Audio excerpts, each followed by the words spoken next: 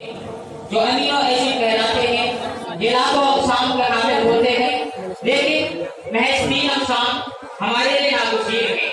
Number 1 लेक्सिन, number 2 ट्राइप्टोफैन, number 3 मेथोमाइन। ये तमाम हैवानी और नबाताती ग़िज़ाओं में मौजूद होते हैं, लेकिन जब कोई इनके हुसूल के लिए हैवानी ग़िज़ा इस्तेमाल करता है तो इनके साथ साथ गैर ज़रूरी अनासिर मसलन कोलेस्ट्रॉल, प्रोटीन का इस्तेमाल कर रहा होता है।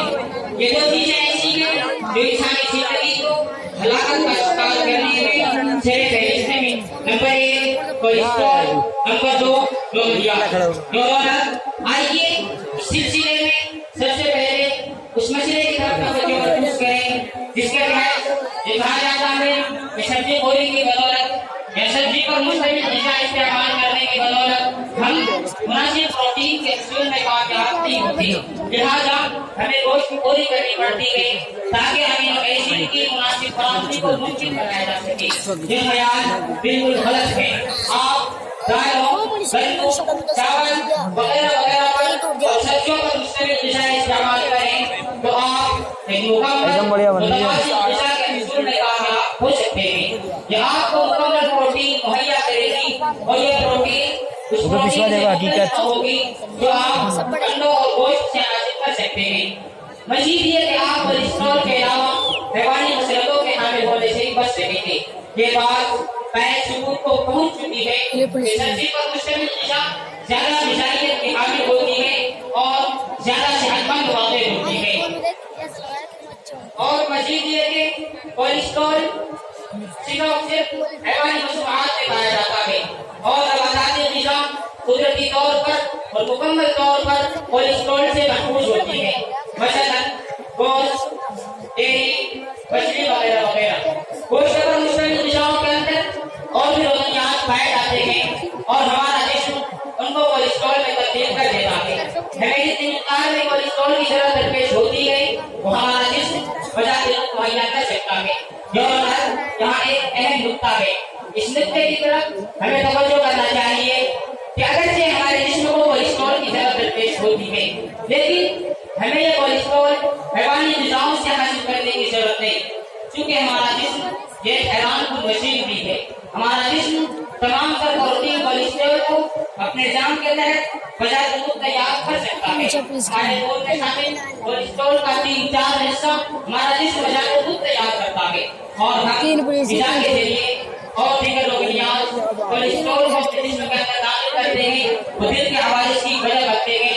इसके अलावा गोश्त खोरी की बदौलत कई हवालिस और कई और सारी बीमारियां हमें लायक हो सकती हैं। डॉक्टर दीपक चोपड़ा के बकौल हमारा जिस्म इतनी अहलियत का हामिल है कि 100 साल से ज्यादा अरसे तक जिंदा रह सके, बशर्ते ये कि हम अपने जिस्म की अच्छी और मुनासिब देखभाल करें।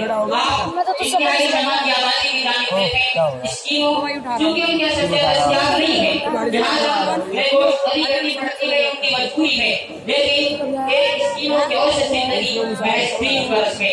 गोश्त और अंडों के अंदर विटामिन ए, विटामिन सी नहीं पाया जाता। इसके अलावा नबाताती ग़िज़ाओं में ये दोनों विटामिन फिक्री तौर पर मौजूद होते हैं।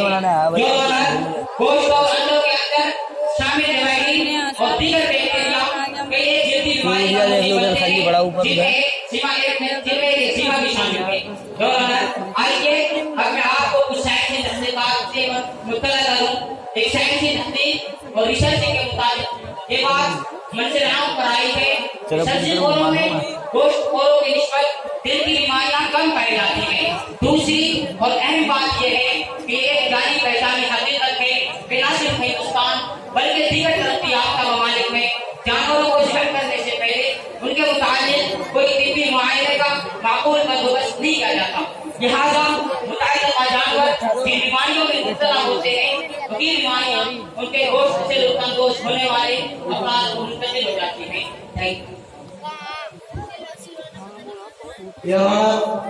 जनाब डॉक्टर मोहम्मद पाटिल के पुरजोर लगे आप पे समाप्त फरमाएं, जिससे मुझे उम्मीद है कि अदालत आलिया ने मुहसिनीन के लिए इस सजा का ऐलान किया, इस पर नज़रसानी की जाए। अब मैं गोश्त खोरी के नफसियाती नुकसानात बयान करने के लिए सहमत दे रहा हूँ ایک ماہر اور مدبر دیانند سرسوتی شنکراچاریہ جو آستھا کے خوبصورت شہر ہریدوار سے تشریف لائے ہیں۔ حکم تھا منوویگیانک روپ سے جانوروں کی بلی دینا اور ان کا وध کرنا ایک روز ویوہار کا پرتیبمب۔ جب منوشیہ کسی پشو کا وध کرتا ہے تو اس کے ہردے سے دیا کا بھاؤ سماپت ہو جاتا ہے اور اس کے منوویگیانک درشٹی کون کو رکت کے بہاؤ کی لت پڑ جاتی ہے۔ پھر جب وہ ماس کرتا ہے تو یہ ماس نہ کیول یہ کہ اس کے شریر کا انگ بنتا ہے بلکہ اس کے وچار، اس کی کلپنائیں بھی اس سے پربھاوت ہوتی ہیں اور جانوروں کے روح اس کے اندر جنم لے لیتے ہیں۔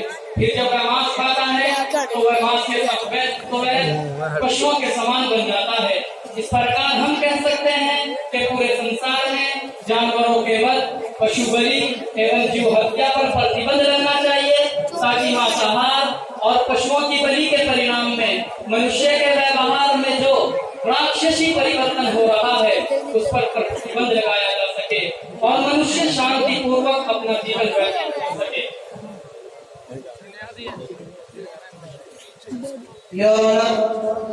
تو دلائل کے بعد میں یہ کے بعد دیگر چند دلائل اور پیش کرنے جا رہا ہوں۔ اسے دباؤ سے قربانی کیے ہوئے جانوروں کا گوشت کھانا مفید ہے۔ انسانوں کی طرح جانور بھی بیماریوں کا شکار ہوتے ہیں، ان میں بھی مختلف اقسام کی بیماریوں کے جراثیم پائے جاتے ہیں۔ تب ان جانوروں کو ذبح کیا جاتا ہے اور یہ جانور انسانی خوراک بنتے ہیں۔ ان بیماریوں کے جراثیم انسانوں کے جسموں میں منتقل ہو جاتے ہیں۔ فوڈ پوائزننگ کی بیماری میں مبتلا ہونے والے انواع میں سے 90% وہ ہوتے ہیں جو گوشت چوری کرتے ہیں۔ تب ایک جانور یا پرندہ مسئلہ کھانے لایا جاتا ہے۔ دوستو اس کا وضاحت درکار رکھتا ہے۔ میں آپ کو وضاحت کے ساتھ بتاتا ہوں، اگر آپ نے کبھی مسئلہ کھانا یا پولٹری فارم دیکھا ہو تو آپ یہ ضرور جانتے ہوں گے کہ جب جانور مسئلہ کھانے لائے جاتے ہیں اور ان کو معلوم ہوتا ہے کہ وہ ذبح کیے جا رہے ہیں تو ان میں غم و غصہ، تکلیف اور درد کا احساس اجاگر ہوتا ہے اور یہ احساس ان کے تمام تر جسمانی نظام میں گردش کرنے لگ جاتا ہے۔ ایک ایسے ہارمون کی افزائش کا سبب بنتا ہے جسے ایڈرینالائن کہا جاتا ہے، جو خون میں شامل ہو جاتا ہے اور جانوروں کے گوشت میں شامل ہو جاتا ہے۔ اب خوف و ہراس اور غصہ اور اسی وغیرہ کی تمام تر حسرتیں اور تمام تر منفی نکات اس گوشت پر مشکل غذا کے حصہ بن جاتے ہیں اور ان افراد میں منتقل ہو جاتے ہیں جو گوشت خوری کرتے ہیں۔ اور یہی وجہ ہے کہ میں کہتا ہوں جب کوئی بھی شخص گوشت خوری کرتا ہے تو حیوان کے مافک زیادہ بن جاتا ہے اور انسان کے مافک کم بنتا ہے۔ لہذا اسی اعتبار سے بھی قربانی پر اور جانوروں کے ذبح کرنے پر مکمل پابندی عائد ہونی چاہیے تاکہ انہوں نے جراثیم امراض سے انسانیت کی حفاظت ہو سکے۔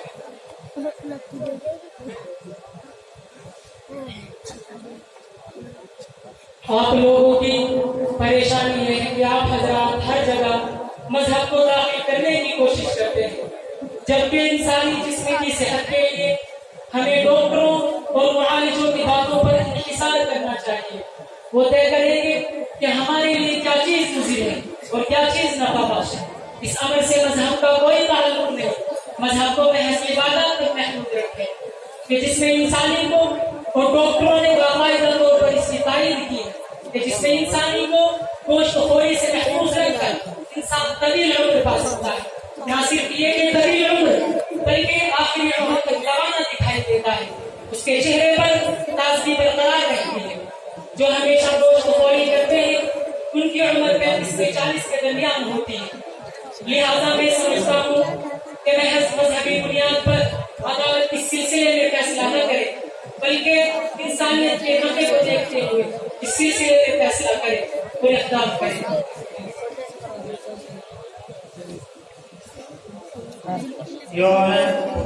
مجھے معاشی حیثیت سے جانوروں کے نقصانات اور جانوروں کو اتنی بڑی تعداد میں ذبح کرنے کے نقصانات کے متعلق گفتگو کرنے کی دعوت دی گئی ہے۔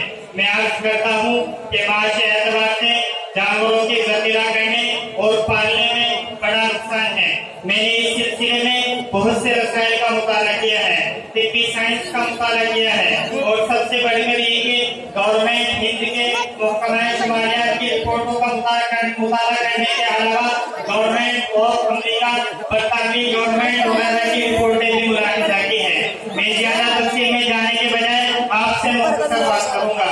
बताने कि एक सर्वे के बाद ये हिसाब किया गया कि 2 जानवरों से गोश्त हासिल करने के लिए, उनकी खुराक वगैरह करने के लिए 14 गुना ज़ायद जमीन की जरूरत दरपेश होती है, जो बराह रास्त इंसानी खुराक बन सकती है। जो पहले आप चारा काश्त करते हैं और फिर उसे जानवरों को खिलाते हैं और माँ बाप उनका गोश्त हासिल करने की खातिर उन्हें हलाक करते हैं। इस तरह आप अपने कुर्बानी और गोश्त खोरी का बंदोबस्त करते हैं। लेकिन अगर वही जमीन जो आप जानवरों के लिए चारा काश्त करने की खातिर बरूए इस्तेमाल लाते हैं, इसी जमीन को अगर सब्जियों की काश्त के लिए बरूए इस्तेमाल लाया जाए, दाने काश्त करने के लिए बरूए इस्तेमाल लाया जाए, जमीन का वही टुकड़ा कई एक सैकड़ों खानदानों की कफालत से अंजाम दे सकता है और इस जमीन को चरागाह के तौर पर इस्तेमाल में लाने की बदौलत महज से खानदानों की कफालत मुमकिन हो सकेगी। मैं आपको एक मिसाल पेश करता हूँ। 15 एकड़ रकबे पर मुश्तमिल जमीन 10 इंसान या 10 मवेशियों को साल भर के खुराक का जरिया फराहम कर सकती है, लेकिन 10 मवेशी एक शख्स की भी खुराक की सालाना जरूरियात पूरी नहीं कर सकते। जानवर बायोकेमिकल खाद के उसूल का एक बड़ा जरिया होते हैं। हम सालाना करोड़ों रुपए का सरमुबादला मसनूई खाद और केमिकल खाद के दरखाम पर सर्फ करते हैं, जिसके बारे में हम ये भी जानते हैं कि इनकी नुकसानदेह साबित होती है।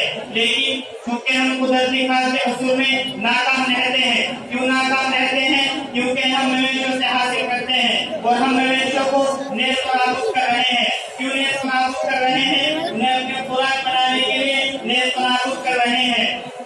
ये एक जानी पहचानी हकीकत है कि एक जानवर को खुराक के तौर पर 16 किलोग्राम चारा दरकार होता है और इस 16 किलोग्राम चारे से 1 किलोग्राम गोश्त का हुसूल मुमकिन होता है। लिहाजा जानवरों को इसलिए खुराक फराहम करना, महज इसलिए उनकी नशोनुमा और परवरिश करना कि उनको ज़िबाह करके उनका गोश्त हासिल किया जाए। मुल्क को अहम ग़िज़ाई अजनास से महरूम रखने के मुताबिक बहुत से लोग अपना पेट भर नहीं सकते। लिहाजा चारा उगाने के लिए चरागाह बनाने बल्कि गोबर के लिए भी जगह दरकार होती है। अमेरिका के एक माहिर डॉक्टर बिल के मुताबिक जानवर के गोश्त से 1 कैलोरी हासिल करने के लिए ये सब्जी 7 कैलोरी तक खर्च की जाती है।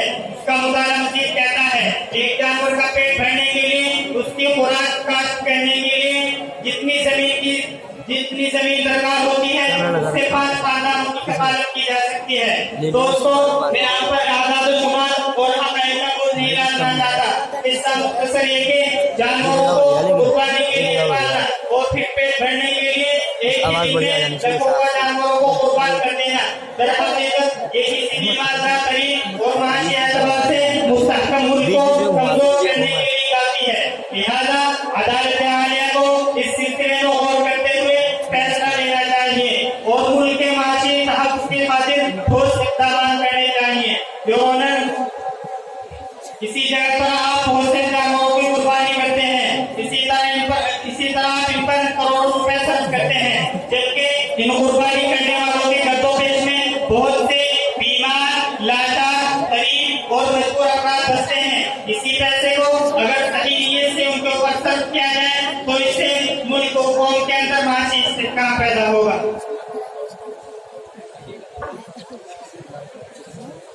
ये जो मुसलमान कुर्बानी करते हैं और इसकी वजह बताते हैं कि गोश्त खाने से इस तरह के फायदे इंसानी जिस्म को हासिल होते हैं।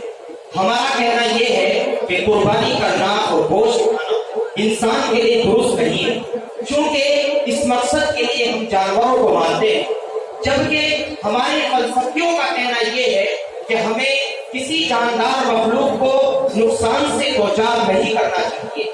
अगर हम मुकम्मल हलाकतों से अपना दामन नहीं बचा सकते तो कम अज कम नजर आने वाली इन हलाकतों से महफूज हो सकते हैं, जिनके बगैर जिंदगी बआसानी गुजर सके और उसका नियमुल बदल हमारे पास मौजूद हो।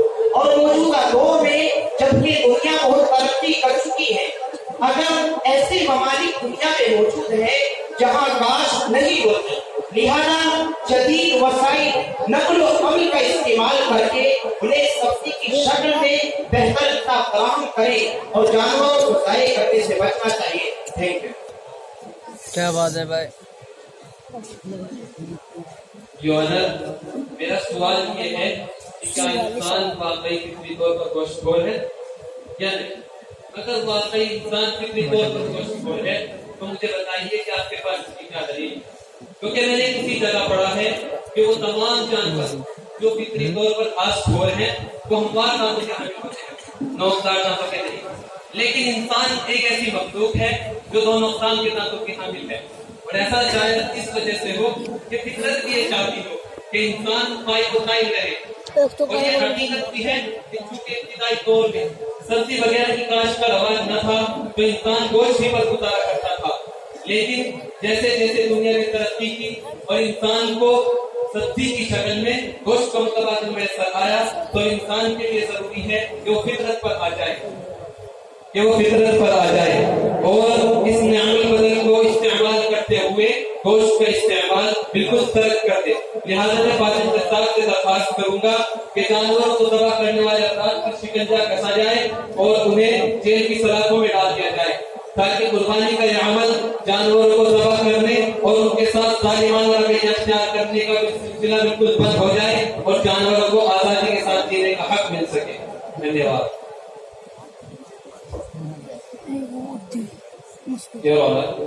قربانی کے لیے جو مذبحانے استعمال کیے جاتے ہیں ان کا اگر جائزہ لیا جائے تو معلوم ہوگا کہ قربانی کے لیے جانور ذبح کرنا انسان کو ہلاکت میں ڈالنے کے مترادف ہے۔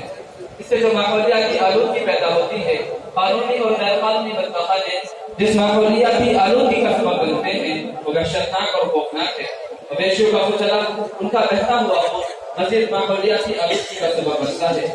انسانی غذا کے لیے جانوروں کو لقمہ بنانا کہاں کی دانش بنتی ہے، بلکہ ان کا زندہ رہنا ہمارے لیے سود مند ثابت ہوتا ہے، کیونکہ جانور اور انسان دونوں ایک دوسرے پر انحصار کرنے والے ہیں، دونوں باہر انحصار کے زنجیروں میں چپٹے ہوئے ہیں۔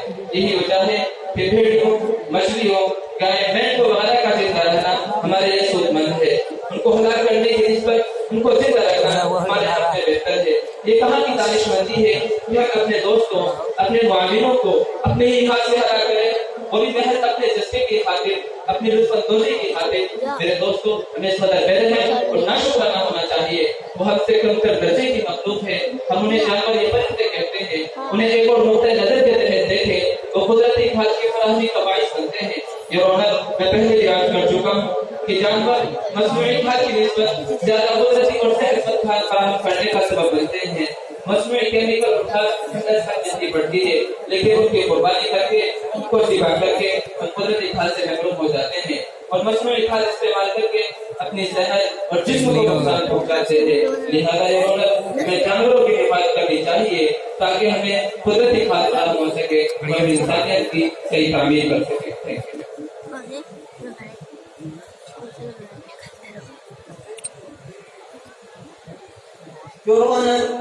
میں آپ کو بتانا چاہتا ہوں، مجھے وزیر صاحب نے تاریخ کی حیثیت سے قربانی اور گوشت کرنے کا متعلق مطلوب دیا ہے۔ یہ تاریخی اعتبار سے بھی دنیا کے عظیم مفکرین، فلاسفہ اور سائنسدان نہ صرف یہ کہ جانوروں کو ذبح کرنے بلکہ ان کا گوشت کھانے کی شدید ضرورت کی ہے۔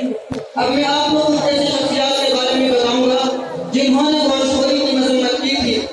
دنیا کی تاریخ پر ایک نظر دہرائیے، ہم دیکھیں گے کہ تمام عظیم مفکرین، فلاسفہ، سائنسداں، مثلاً آئنسٹائن، فنکار مثلاً لیونارڈو ڈاونٹی، شاعر مثلاً ملٹن پوپشیلے اور لکھاری مثلاً جارج برنارڈ شاہ، اور دنیا بھر کے مذہبی رہنما، ریاضیداں، سائنسداں، نیوٹن اور آئنسٹائن، ڈاکٹر ایلی بزان، ڈاکٹر آرتھر واش، جارج برنارڈ شاہ وائسٹائی، یونانی فلاسفہ سقراط اور ارسطو، یہ تمام افراد روشن ذہن لوگ تھے، روشن دماغ لوگ تھے، اور یہ لوگ کہتے ہیں کہ وہ لوگ شریعانہ سزائی، قوت برداشت، جذبہ ہمدردی، رحمدلی، پیار اور عدم تشدد سے نوازے جاتے ہیں، جو گوشت خوری نہیں کرتے۔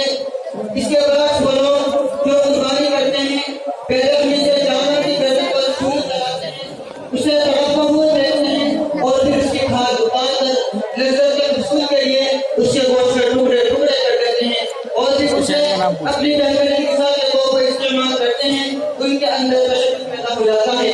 تاریخ اس بات کا شاہد ہے، ورنہ ابھی میرے عظیم تلاش پر جن کا میں نے اوپر تذکرہ دیا ان کے خیالات اس طرح کے نہ ہوتے، اس حیثیت کو مد نظر رکھتے ہوئے واجب سے اہتمام سے کہ وہ قربانی اور گوشت خوری پر پابندی عائد کرے اور مسلم کو سخت سزا دے۔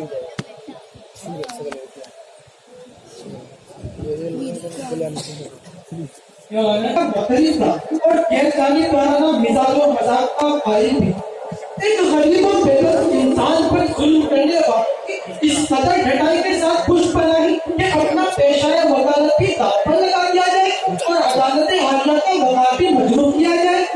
یعنی آپ کی عدالت عالیہ نے ملزمین کے لیے جس طرح کا اعلان کیا ہے وہ بالکل درست اور صحیح ہے، تاکہ آئندہ کوئی ظالم کسی غریب پر ظلم کرنے کی ہمت نہ کر سکے۔ اگر واقعی سے گوشت خوری جانوروں پر زیادتی ہے تو میں پوچھنا چاہوں گا ملزمین سے کہ جنگلات میں درندے بھی رہتے ہیں جو ہے دن اپنے سے کمزور جانوروں کا نہ جانے کتنوں کا شکار کرتے ہیں، تو آپ نے کتنے شیروں اور بھیڑیوں کے خلاف مقدمہ درج کرایا ہے اور کتنوں کو اس ظلم سے بچ رہنے کی تلقین کی ہے؟ کیا جنگل میں جا کے آپ نے کسی شیر کے گوشے گزار کیا ہے اپنی درد کو اور ایک کو جا کر سمجھایا ہے؟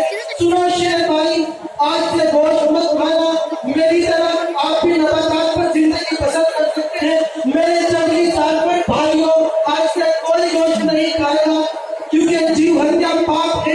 وکیل صاحب، خدا کی بنائی ہوئی اس کائنات کے انسان میں آپ نے غور ہی نہیں کیا۔ اگر سچی کی ضرور کرتے تو کبھی ان مکاروں، غداروں، غاصبوں اور قانون شکنی کرنے والوں کی مقدمات کی پیروی نہ کرتے۔ معزز صاحب، میں اس سلسلے میں ان حضرات کے غجر دلائل کی کڑی بھی کھولنا چاہتا ہوں اور تمام قدیانہ ملن کے ماننے والوں کے لیے گوشت خوری کی اباحت کے سلسلے میں مفصل اور مضبوط دلائل پیش کرنے کے لیے عدالت عالیہ میں چند اہم اور بڑا قدر شخصیات کو سبقت دے رہا ہوں تاکہ مذہبی کتابوں اور مختلف مفسرین و ماہرین کی آراء کی روشنی میں حقیقت، صداقت و سچائی کے ساتھ واضح رکھیں اور مسلمین کی سزا برقرار رہے۔ بلکہ میں درخواست کروں گا ان کی سزا میں اضافہ۔ اس سلسلے میں سب سے پہلے پنڈت دین دیال اپادھیائے تشریف لے زحمت جوان کے وہ تشریف آئے اور اپنی وسیع معلومات کی روشنی میں عدالت کے روبرو حقائق کی روشنی میں یہ کہ گوشت کھانا کوئی بات نہیں، بلکہ اگر سچائی کے ساتھ دیکھا جائے تو معلوم ہوگا کہ اللہ کو پیدا کرنے کا اپنا ایک نظام ہے۔